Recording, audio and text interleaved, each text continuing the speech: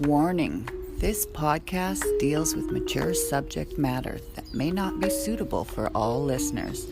It may contain talk of sex, drugs, alcohol, and abuse. You've been warned.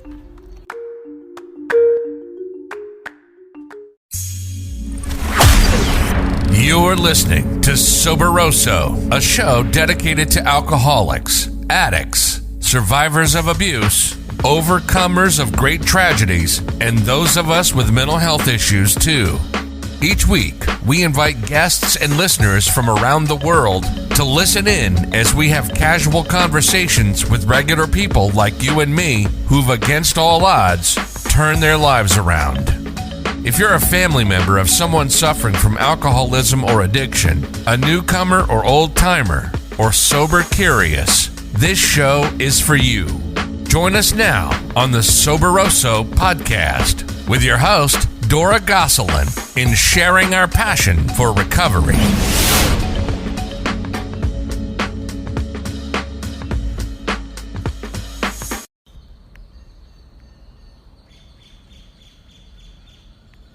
Hello, beautiful peeps. And welcome back to another episode of Soberoso. My name is Dora, and I am a recovering alcoholic, addict, and codependent no more. If this is your first time joining us, welcome. We welcome you to the show with open arms, and we're glad you found us. And if you are a repeat listener, thank you for your continued love and support. You mean the world to us, and it just warms my heart to see our following grow and bloom and people interacting with us, and that this show is doing stuff. It's getting a message out into the world. We are normalizing talk around mental health issues, addiction, alcoholism, and when the show started up, that was my vision. If I could just help one person out there, if I can help one person with my message to realize that you are not alone, and we are not alone suffering in these addictions and afflictions, that there is help and we can change. So I'm really glad that you're all here today. Today, I'm going to be talking about mental health. I'm going to be talking about the importance of it, how it correlates with addiction and alcoholism. If you don't know, May is Mental Health Awareness Month. So that means you'll be seeing a lot of talk about mental health issues online, on social media platforms, and I would encourage you out there to do the same. Mental health issues, there's so many. It's an umbrella of so many. But in my own experience, I guess the most mental health issues that I can talk about are probably going to be about anxiety and depression. Maybe a little PTSD, but we'll see where this conversation takes us. So, I'm glad you're here, and let's get this show off to the races.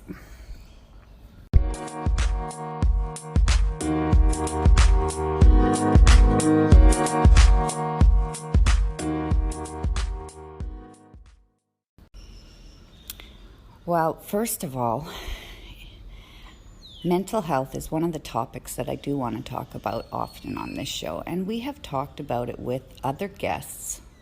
We've talked a little bit here and there of how it relates to alcoholism and addiction. Let's touch base on how alcoholism and addiction are symptoms.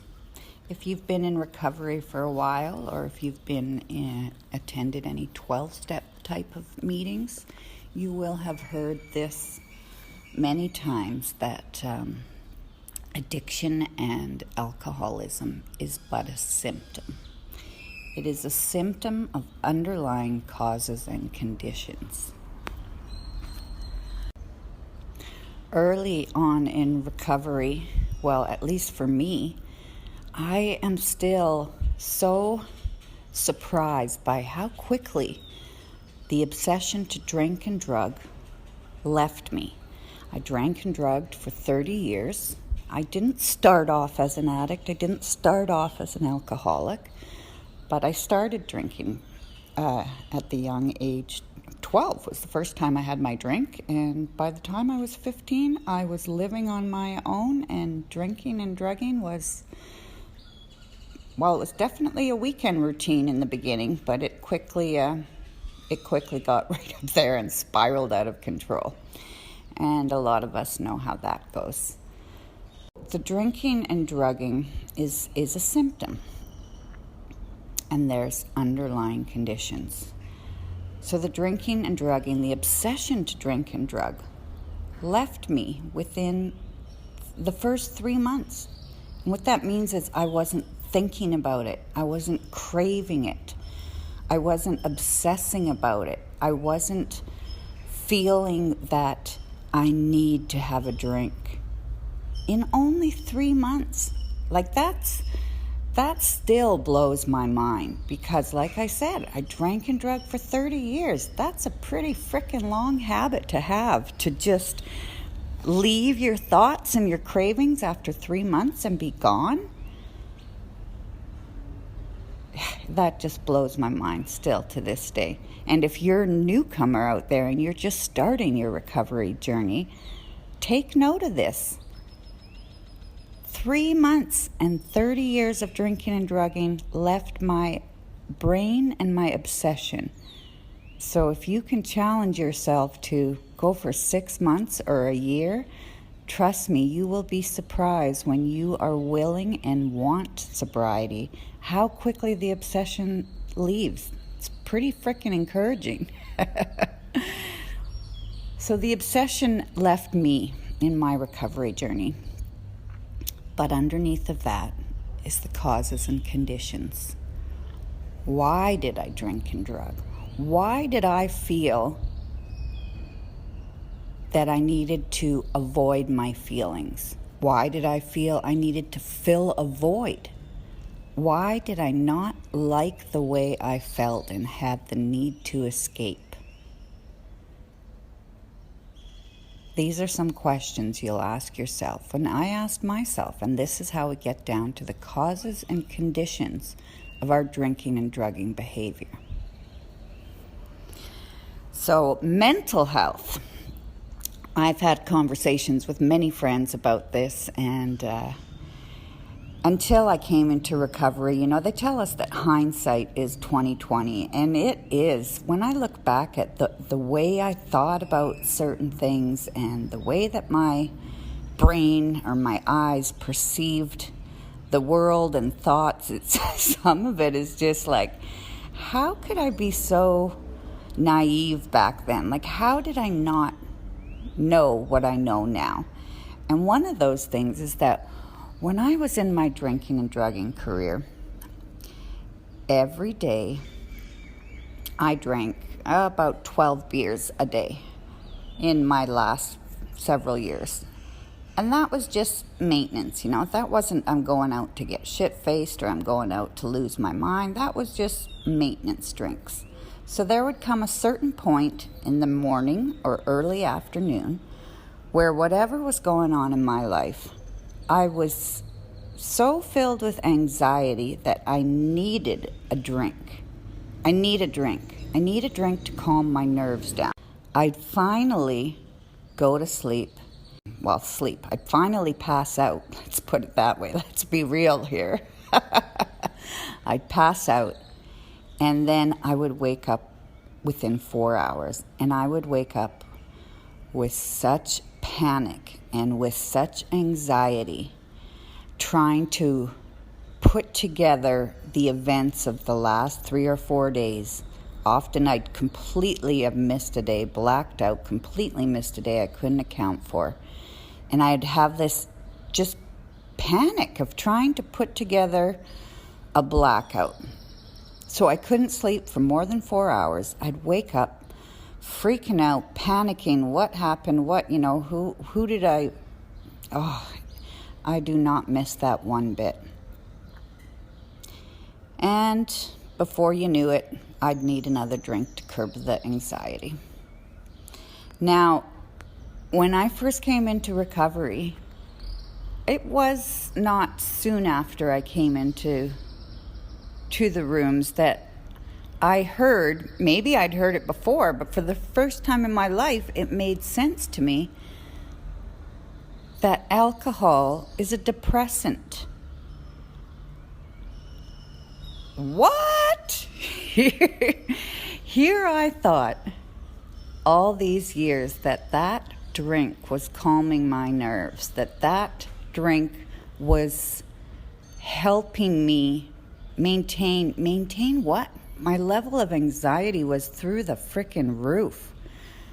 I felt like the last year and a half before I got sober that I was fighting off a nervous breakdown. And I remember at times thinking the best place for me would be in a rubber room with the key thrown away. Now, I've never been in such a place like that. I've never had a nervous breakdown. But that is where my thoughts felt I would be the safest. I was scared to be alone. I was scared to be alone with my own thoughts. I never really thought about taking my life, but I was exhausted. I just wanted it to be over. Oh, I do not miss being there. I hope nobody out there is feeling those feelings that I felt then. And if you are, I'm on the other side of that, and you can be too. So I came into recovery, and I heard that alcohol was a depressant. And I really had to give my head a shake and be like, what? All this time where I thought I needed that drink to curb my anxiety, to take the edge off, and then when I would finally pass out, I'd wake up with this anxiety, like just crippling panic. You know, if you're out there and you're thinking, you're sober curious, and you're wondering, you know, if your drinking or your drugging is normal, first of all, drugging isn't normal. So to even say that's a little bit silly, don't you think? Second of all, if you are asking yourself those questions, you probably have an issue. Because nobody that drinks normally, or if you want to say drugs normally, thinks those questions. So if you are at all asking yourself, do other people drink like me? Am I drinking too much? You are just at the tip of the iceberg, and you're also at a very particular point in your life that could be a huge opportunity. You do not have to lose everything before you get sober. You don't have to end up homeless and living under a bridge or in jail or killed someone in a drunk driving incident. You don't have to lose it all. You can get sober way before all that happens. And that's what a lot of our guests share their stories with you people for, is so that you can hear of where addiction and where drinking can take us. You don't have to follow all these horrible stories of how bad it got. You can decide way sooner than that and have a lot healthier, better, fulfilling life ahead of those tragic events like some of us share. Now, another thing I also I also did when I was drinking and drugging in my latter years was that, you know, I didn't love the taste of beer, but I had burnt my stomach lining so much that beer was the booze that least affected my stomach. When I drank and drugged, I always had Tums in my purse, and I always had Tylenol in my purse. And if I took a shot, or if I took a shot, it almost instantly came up. Therefore, I drank beer. Occasionally, I'd have wine because, I tried to be fancy having a meal and I liked wine. But after, before the first glass was even down the hatch, I had heartburn. So I was always chasing my drinks with Tums and taking Tylenol for the headaches in between. The things we do for our drinking and drugging. Anyways, when I started my recovery journey, wouldn't you know it, the heartburn and the headaches went away when I put the drinking and the drugging on the shelf. Yeah, went away, completely gone. I never get heartburn anymore. Never. I still get headaches now and then, but it was a daily occurrence when I drank and drugged.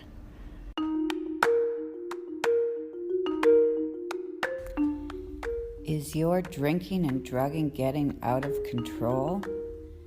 Have you repeatedly promised yourself that you wouldn't do that again? Have you told your loved ones over and over that you won't make those same mistakes twice, yet you find yourself in the same scenario repeatedly? Are you at a turning point in your life where you know something has to change and you can't quit on your own? Have you tried to stop, yet you just simply can't do it? If this sounds like you and you are ready to try a new way of life, living clean and sober, we have an option for you. Check out our brand new Substance Abuse Treatment Center for Men, which is located in Puerto Vallarta, Mexico. We have a full English-speaking staff that is ready to help you start your brand new journey in recovery and give yourself and your loved ones the gift that keeps on giving. Check out our website at www.recoveryinparadisepv.com.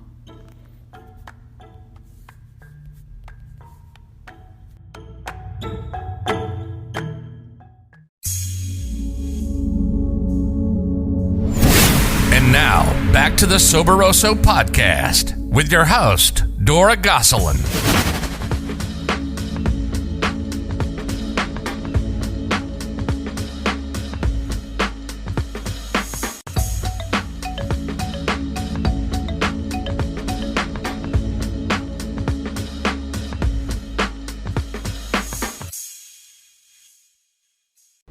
I remember talking with a friend once in early recovery again and saying, I just can't believe that when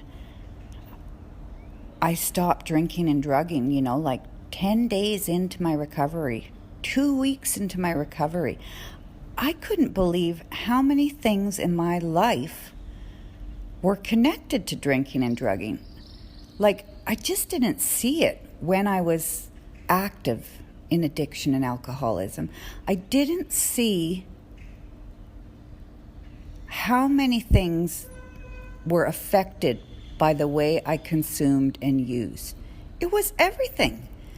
At first, when I just, stopped drinking and drugging, so many things immediately from that act improved in my life. Not that act for one day, but making a conscious decision to try and get clean and sober. To put these things away and see if my life will change. When I first started this journey, I didn't even think that I was an alcoholic or an addict. When I first started this journey, I thought that I might have a drinking problem. The reason I got clean and sober was because I left a very toxic and horrible relationship that was killing me. It was filled with drugs and alcohol, and I had lost my friends, I had lost my family, and I was being very manipulated and very controlled. And I started my journey in recovery because I finally had the thought, after walking out on this guy for the last time, I finally had this, what I call a God shot, or an intervention moment, that maybe if I stopped drinking and drugging, I would have the strength to stay away from this relationship that was killing me. And that is how I started my journey. I correlated getting clean and sober with finding strength to stay away from a very toxic relationship.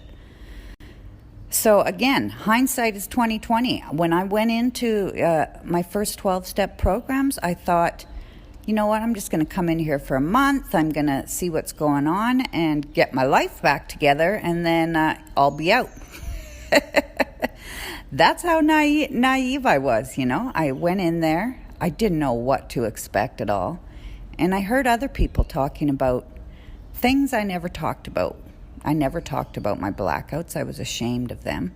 I was ashamed of the relationship I was stuck in. You know, I was embarrassed and ashamed that I kept finding myself going back to this man that was just not a good situation.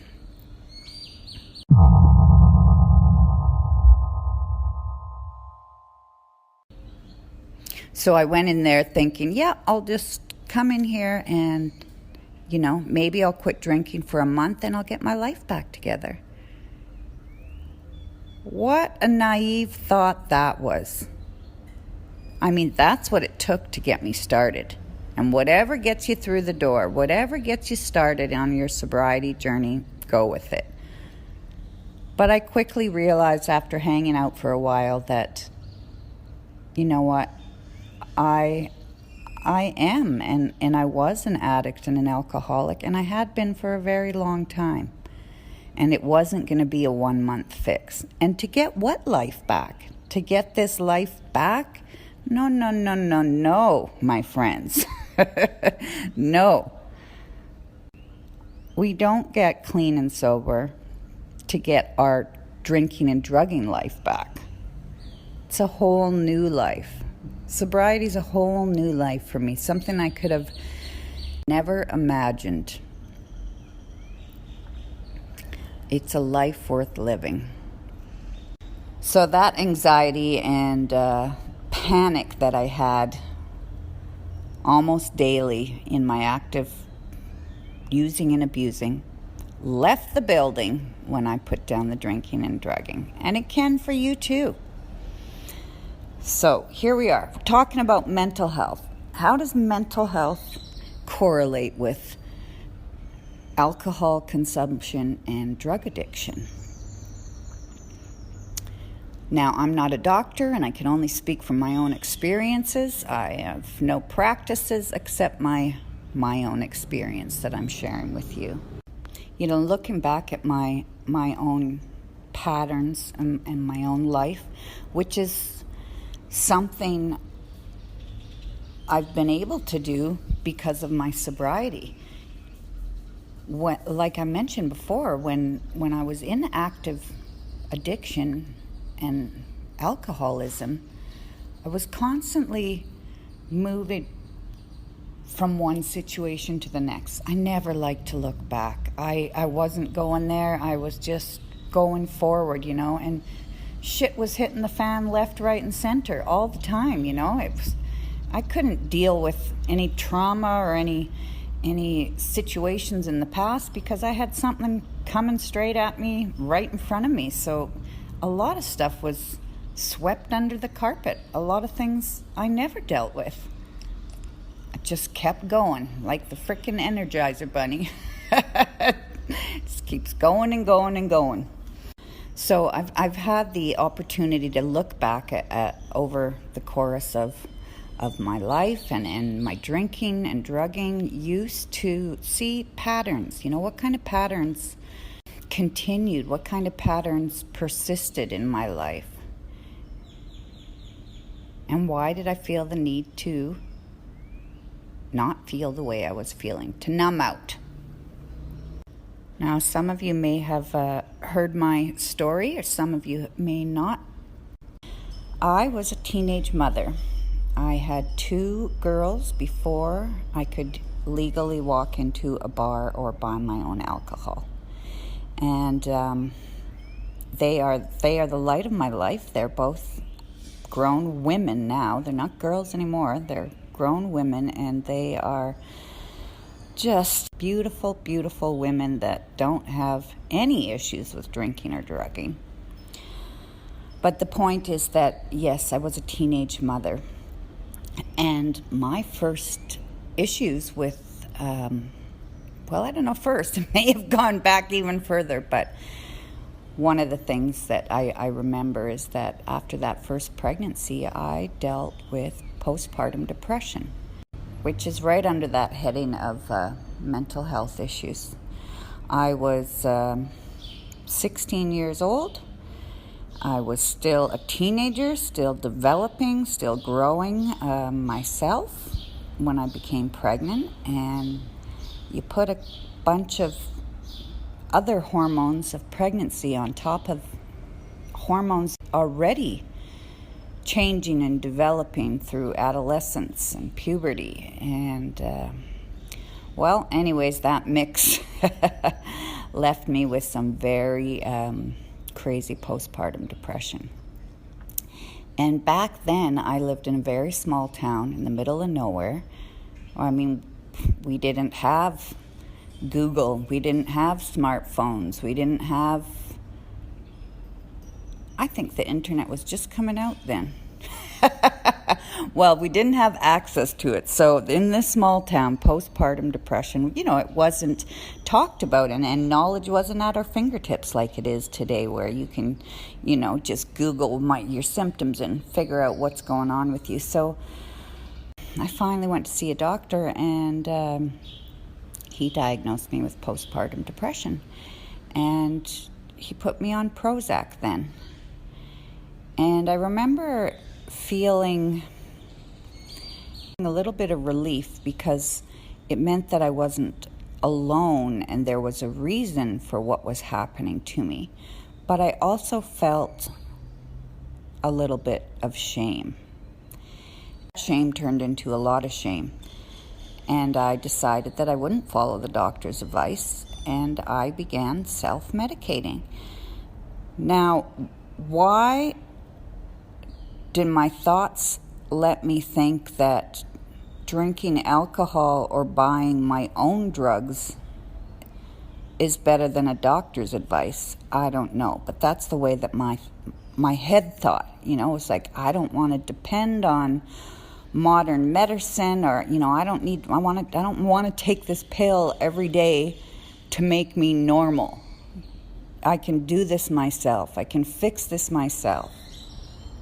And that's where my head was at as a young woman with a new baby and a newborn. And this shame that came around not being normal.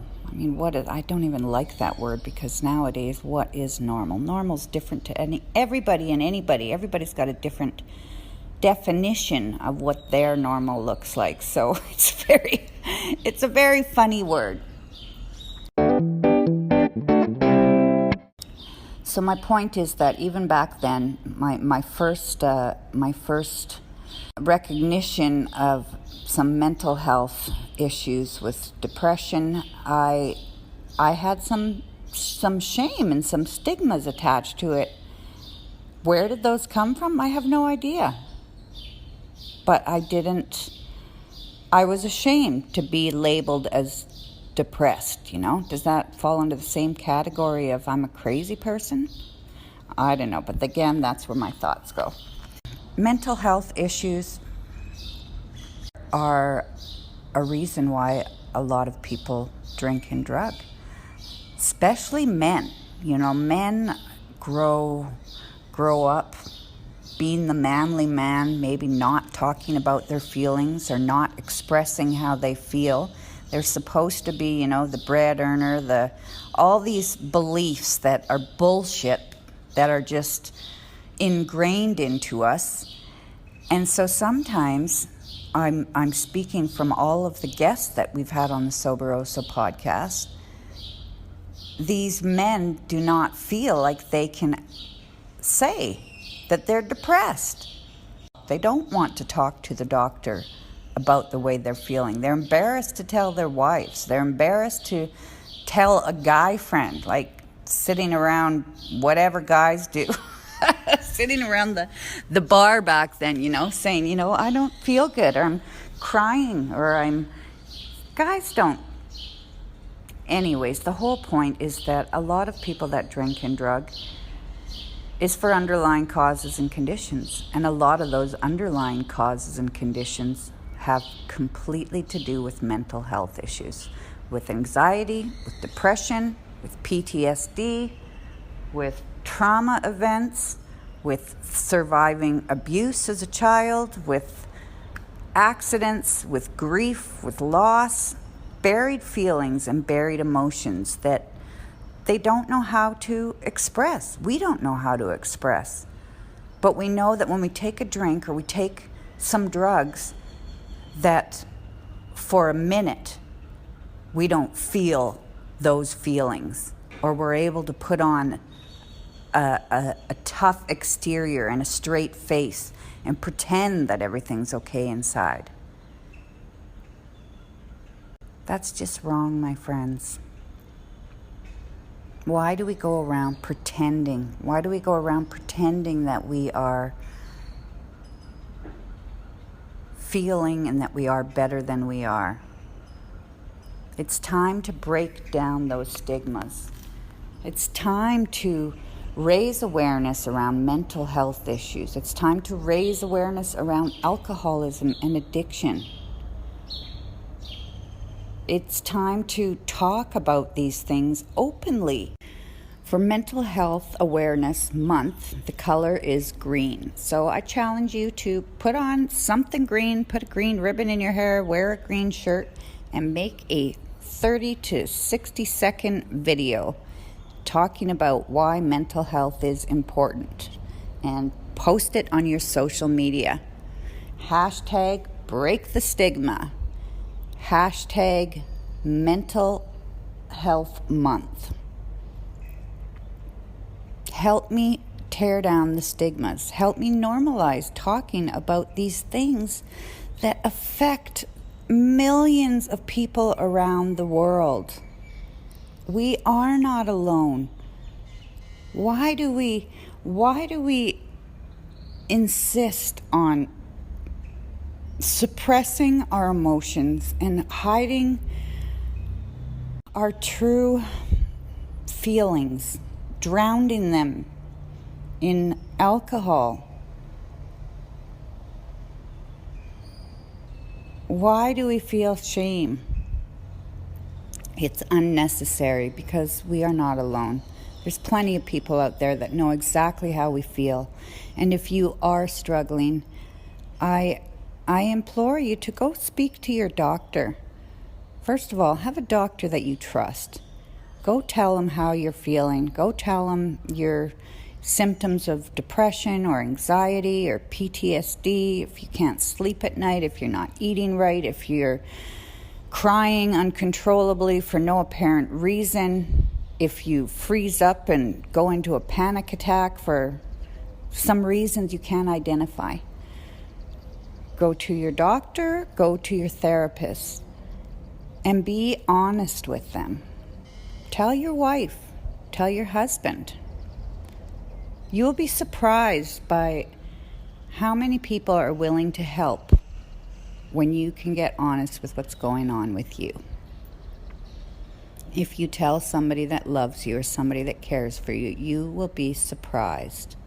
You don't have to suffer in silence anymore. Let's end those stigmas. Now, if you are going to go see your doctor or your therapist, another thing I would advise is that you be completely honest. If you are already in recovery and you don't drink and you don't drug, be completely honest with your doctor and with your therapist about your recovery and that you are a recovering addict or alcoholic.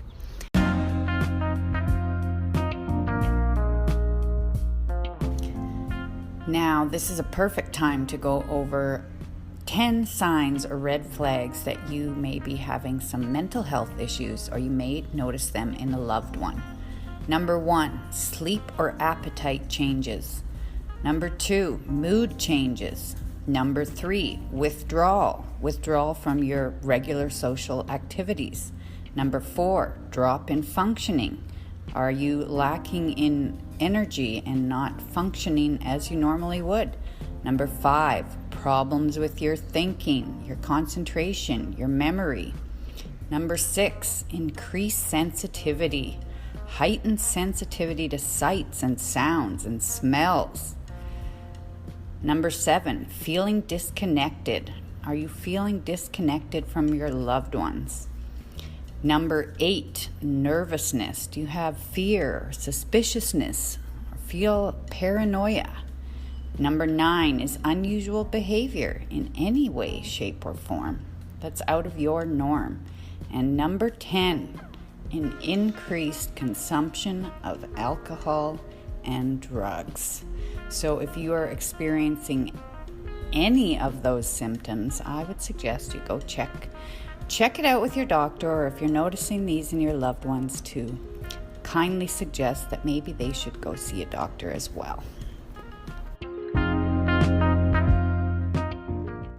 Even though you may trust your doctor or your therapist, also double check any prescriptions that you get. If you have a sponsor, definitely tell your sponsor that you're going to see your doctor or therapist for whatever reasons, and check those medications. Doctors are quick to treat the symptom, and sometimes what they prescribe to treat that symptom is habit forming and addictive. So if you are already in recovery and you want to live a clean and sober life, be straight up with your doctor about your recovery and double check any prescriptions.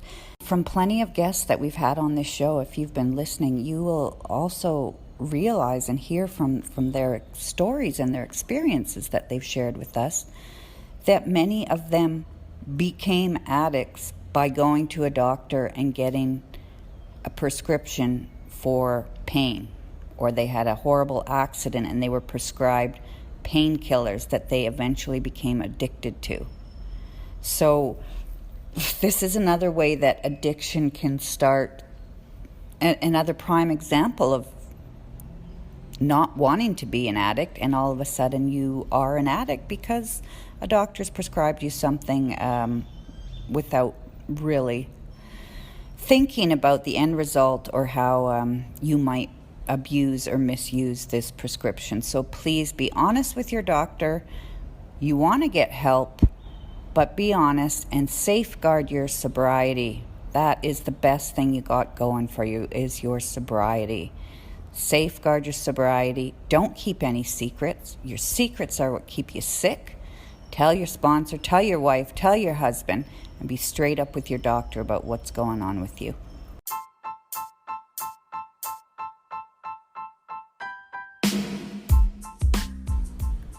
All right, beautiful peeps, thank you for hanging out with me today and for talking about mental health matters that affect so many of us around the world. Please be sure to come back next week, where we are going to be interviewing Harrington, who was a professional athlete and had a secret opioid addiction for over a decade that he kept completely secret. His wife didn't know, his family didn't know, no one knew of his addiction. So he will be our guest next week, and if you missed last week's episode, please backtrack and check out Addictive Personalities, where we talked with my friend Dr. Jennifer Shaw, and she shared her incredible recovery journey, and we also talked about the narcissist. So until the next time, stay safe, stay sober, and to thine own self be true.